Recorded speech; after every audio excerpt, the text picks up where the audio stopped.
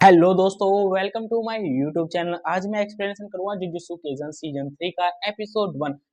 Episode की शुरुआत होती है, एक बंदा खून से सने हुए हाथों को धो रहा था और उसके आसपास बहुत सारे बड़े बड़े मॉन्स्टर मरे पड़े हुए थे। और ये जो बंदा हाथ धो रहा था वो बंदा कोई और नहीं, अपना यूजी इतादोरी है, जो सेकंड सीजन में भाई पावरफुल था ही, पर थर्ड सीजन में भाई फाड़ के रख देगा। उसकी पावर इस सीजन में हद से ज्यादा बढ़ाई गई है। भाई ऑथर ने कुछ भी कहो, यूजी को कहीं ना कहीं गोजो सातरों के लेवल पर रखा है। तो चलो आते हैं अपने एपिसोड में। भाई आगे पता कहाँ चला जाता हूँ, कोई और नहीं अपना यूजी तदोरी। वो आसपास कान लगा के सुनता है, तभी एक बहुत बड़ा मॉन्स्टर उसे पकड़ने की कोशिश करता है बिल्डिंग के अंदर।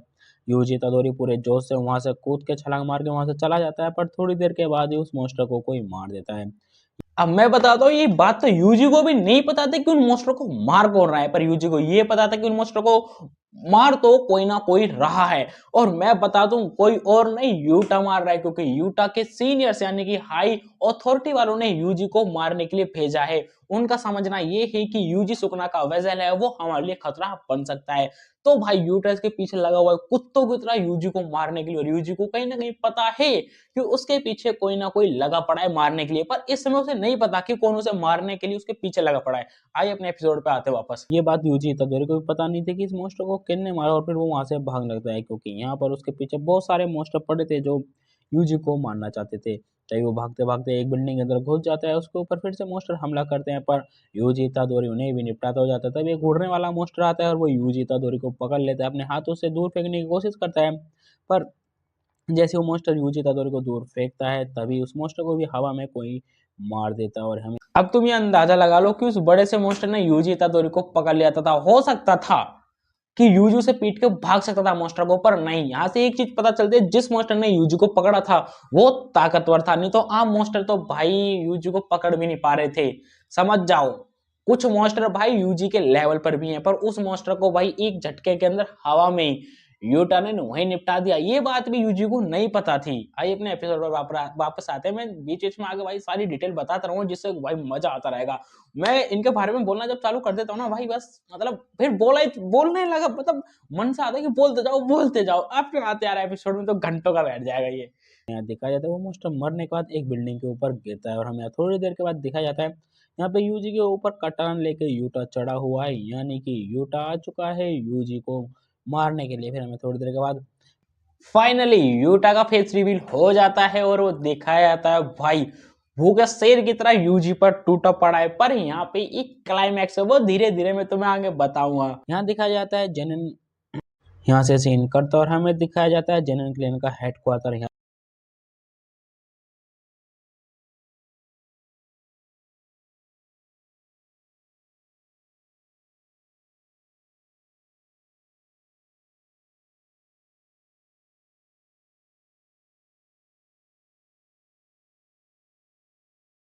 यहाँ पे नोया जा रहा था अपनी वसीयत का बंटवारा होने के लिए, क्योंकि जेनन क्लेन का हेड मर चुका है, तो वो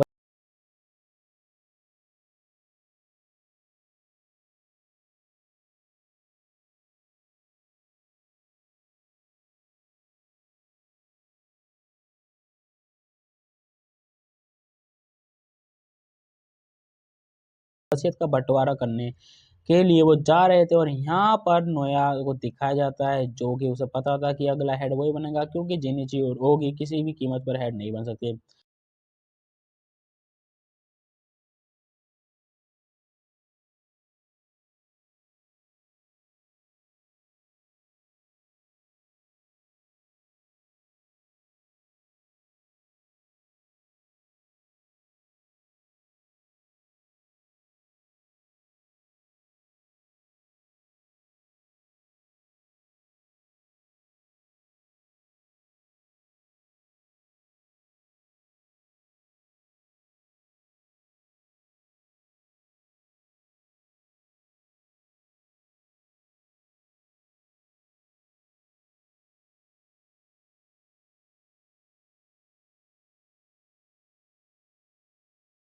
अपनी बुराई सुनकर वो दोनों उस पर हमला करने की कोशिश करते हैं, पर नोए अपनी टॉप स्पीड से आराम से बच जाता है। और हमें आज दिखाया जाता है एक बुड्ढा आता है, जो कि जनरल क्लेन के हेड की वसीयत पढ़ता है। वो बताता है कि अगर नोया को सारे कर्ज टूल दे दिए जाएंगे और वसीयत भी दे दी जाएंगी, तो वो जेनिची और ओगी से पूछकर उन चीज़ों को इस्तेमाल करेगा। अब इतनी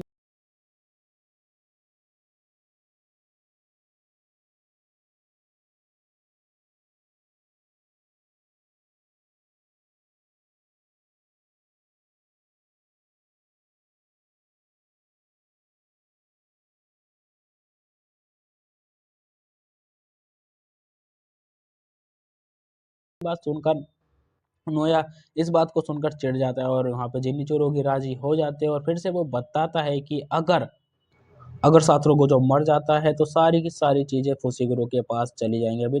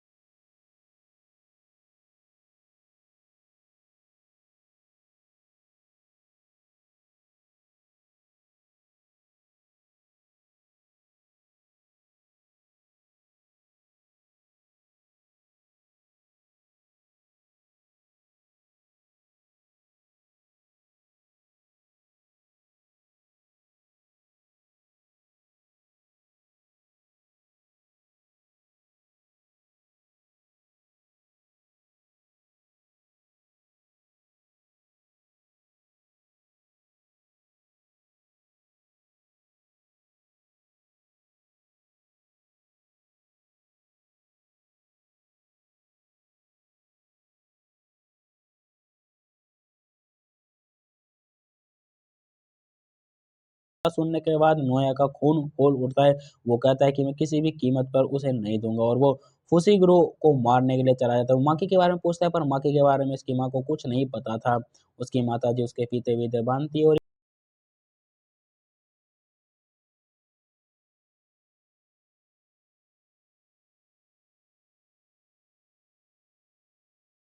ये नोया जाता है फुसिग्रो को मारने के लिए। यहाँ से वो तुरंत निकल जाता है क्योंकि उसे पता है कि सारी वसीयत फुसिग्रो के पास ही जाएगी और हमें यहाँ दिखाया जाता है यूजी को जो कि बैठ के ये सोच रहा था कि उनने कांड में कितने लोगों की जान ली थी।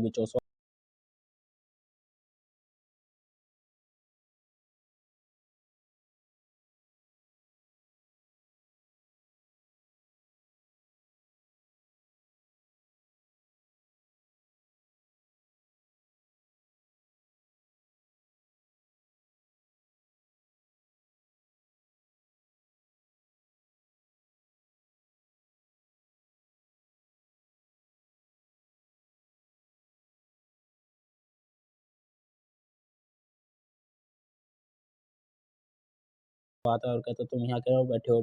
तभी यूजी कहता है मुझे पता है सुकना मेरे अंदर बैठे हुए कोई ना कोई रणनीति बना रहा है, उसकी ताकत में अब हद से ज्यादा बढ़ रही है। फिर वो यूजी कहता है मैंने तुम्हारे भाई को मारा, तुम मुझसे बात मत करो, इतना कहने का तो जान लगते हैं। फिर यूजी कहता है अच्छा चलो ठीक है, अब हमें मॉन्स्टर को खत्म करना है, मतलब कर्स जो भी एनर्जी उन्हें खत्म करना है। इतना कहने के बाद वो ताली बजा के उसके पीछे बहुत सारे मॉन्स्टर पड़ जाते हैं और हमें दिखाया जाता है यूजी फुल फुर्तीली से भागता है, उसके पीछे बहुत सारे के सारे मॉन्स्टर पड़े हुए थे और यहाँ पे यूजी की ताकत पहले से कई गुना ज्यादा बढ़ गई थी।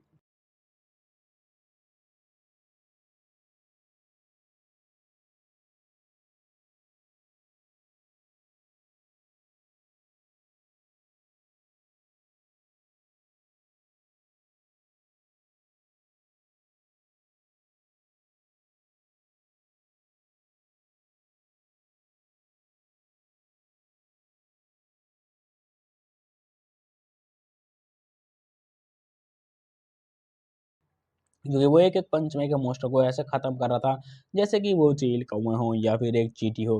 अभी इतनी ताकत बढ़ते हुए देखकर वो आगे बढ़ता है तब एक मॉन्स्टर फिर से उसके ऊपर हमला करता है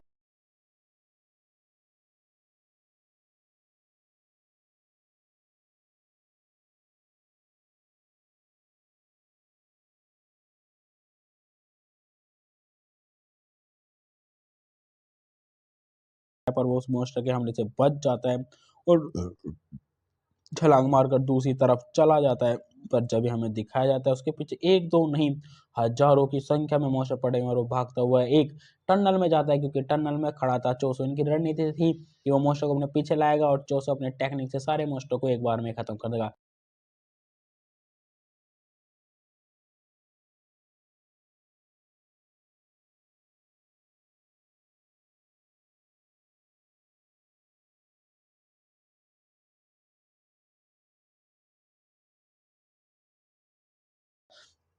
जैसे यूजी उस टनल के अंदर पहुंचता है वो बहुत तेजी से चिल्लाता है चोसो का नाम। चोसो सुनते हैं कि उसका भाई ने नाम लिया है, वो अपनी टेक्निक को एक्टिवेट करता है और सारे मॉन्स्टर को मार देता है। तभी एक एलिफेंट मॉन्स्टर चोसो पर हमला करता है और यूजी भाग के जाता है उस मॉन्स्टर पर एक हमला करता है और यूजी के एक ही हमले से वो मॉन्स्टर वहीं ढेर हो जाता है चोसो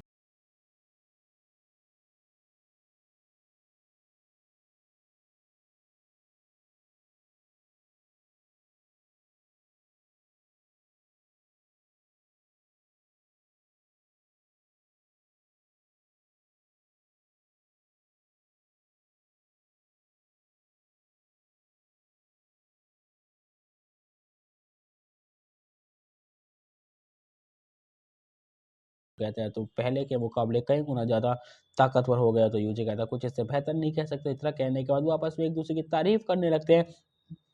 बात करते-करते यहाँ पर नोया झटके से आ जाता है। जैसे ही चोसो ओर से पता चलता है, नोया पूछता है कि यहाँ पे फुशीगिरो नहीं है। फुशीगिरो का नाम सुन के यूजी को थोड़ी उम्मीद लगती है कि हमारी साइड है, पर यहाँ नोया तो फुशीगिरो को मारने के लिए आया था। पर जैसे ही ये बात जानता है कि यूजी सुकना का वैसे वो उस पे हमला कर देता है और चोसो के ऊपर भी हमला कर देता है, क्योंकि इन दोनों को ही मारने का ऑर्डर मिला हुआ है। ये बस अपनी हम मस्ती के लिए ये मार रहा था और यहाँ पे चोसो को तो वो कुत्ते की तरह मार रहा था, जैसे कि चोसो की कोई इज्जत ही नहीं। पर उसे पता चल गया था कि चोसो को ये हमें नहीं हरा सकता, क्योंकि बस इसके पास स्पीड है, इसकी स्पीड की टेक्निक हमने जान ली तो इसे आसानी से हराया जा सकता है।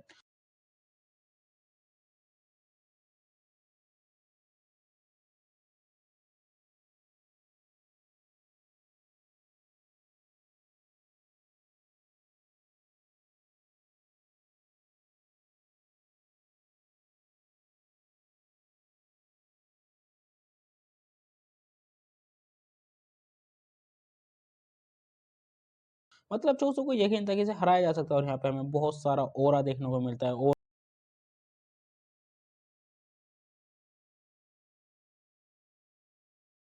ऑरा को महसूस करते हैं, तीनों के तीनों जम जाते हैं और ये ऑरा किसी और का नहीं, यूजी को लगता है कि गोजो सातोरू अब आज़ाद हो गए, पर यहाँ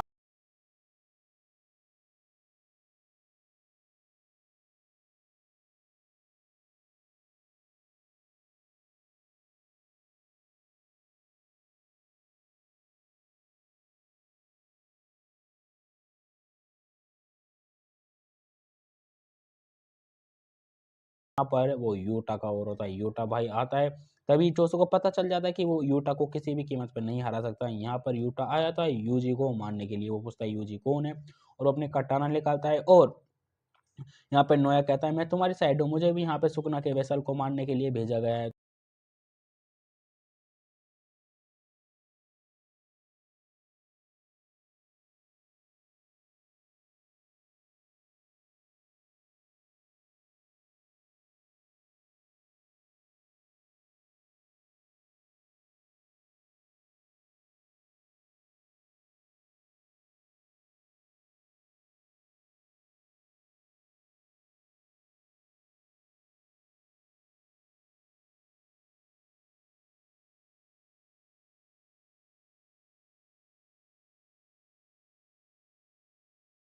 तो मैं तुम्हारा विरोध नहीं कर रहा, बस मुझे सुकना के वेसल को मारना है, क्योंकि ये ऊपर से ऑर्डर है। और नोया बताता है कि यूटा को भी जूजी को मारने के लिए ही भेजा गया है। अब इतना सुनने के बाद चोसू कहता है तुम यहाँ से भाग जाओ, मैं इन्हें संभाल लूंगा। तो यूटा भाई पहले ही उस अंगारों में था। नोया समझ जाता है कि इसे भड़काना बेकार है, तो अपने आप चुपचाप साइड हो जाता है और यहाँ से यूजी भागता है और भागने में मदद करता है चोसू।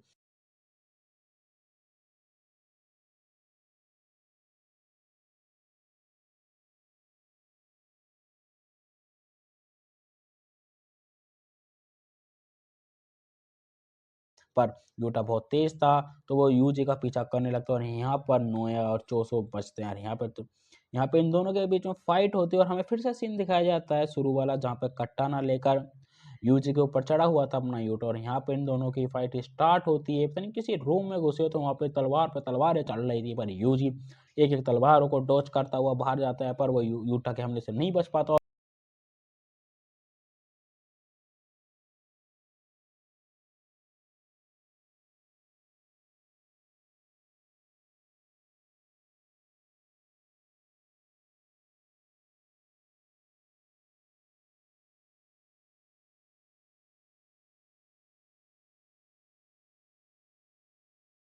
और बाहर जाके बहुत तेज से गिर जाता है। वो एक चीज़ महसूस करता है कि यूटा की कर्स एनर्जी बहुत ज़्यादा है उसके मुकाबले। मतलब वो सोचता है कि तो एकर्स एनर्जी गोजो सातोरू के मुकाबले है। और यहाँ पे फिर से यूटा उसके ऊपर हमला करने लगता है, पर यूजी उसके हर एक हमले को टोच करता है और वो ये भी समझ जाता है कि इनने तोदो से ट्रेनिंग ली है, क्योंकि उसकी मारपीट में तोदो जैसी टेक्निक थी। और यहाँ पे यूजी का ऑरा यानी कि उसके पास कर्स एनर्जी बहुत कम थी, फिर वो एक चाकू उठाता है और वो यूजी अपने गोजो सर की बात सुनता है कि वो कर्स एनर्जी को अपने हथियार में भी डालकर यूज कर सकता है। और वैसे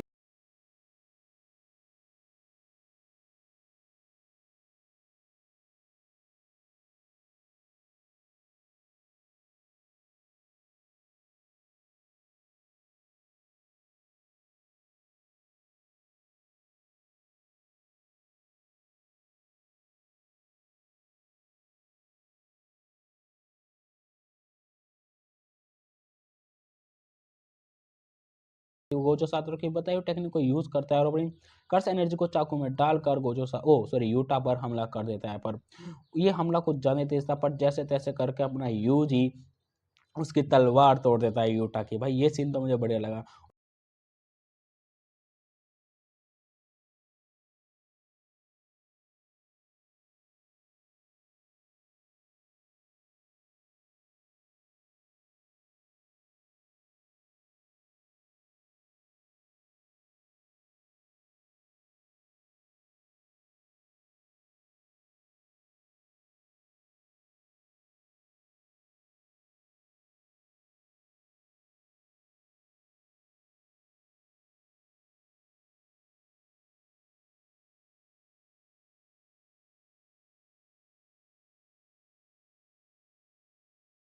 और जैसे ही यूटा को पता चलता है उसकी तलवार टूट गई, वो समझ जाता है। फिर वो कहता है रीका। अब ये रीका का नाम लेते ही भाई रीका आ जाते हैं और यूजी सोचता है उसका हाथ में तलवार नहीं तो उसको आसानी से मार सकता है।